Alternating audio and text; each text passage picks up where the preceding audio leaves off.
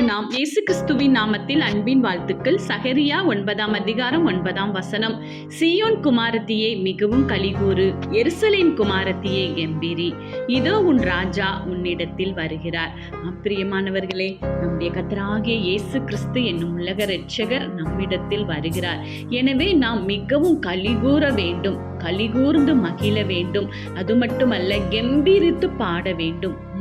தேவன் நமக்கு செய்த அற்புதங்கள், அதிசயங்கள், ஆச்சரியமானவைகள், அதை நினைத்து நாம் கெம்பீரித்து பாட வேண்டும். அவ்வாறு நாம் கலிகூறும் பொழுது, கெம்பீரித்து பாடும் பொழுது தேவனுடைய கிருபை நம்மை சூழ்ந்து கொள்ளும். அந்த கிருபை நம்மை ஒவ்வொரு நாளும் வழிநடத்தி தேவாதி தேவன் நம்மோடு இருக்கும் பெரிய ஸ்லாக்கியத்தை நமக்கு பெற்றுத்தரும். சீயோன் குமாரத்திகளே, நீங்கள் கெம்பீரித்து பாடுங்கள். தேவ கிருபை உங்களோடு இருக்கும். களி கூறுங்கள். தேவ மகிமை உங்களை சூழ்ந்து கொள்ளும். ஆமென்.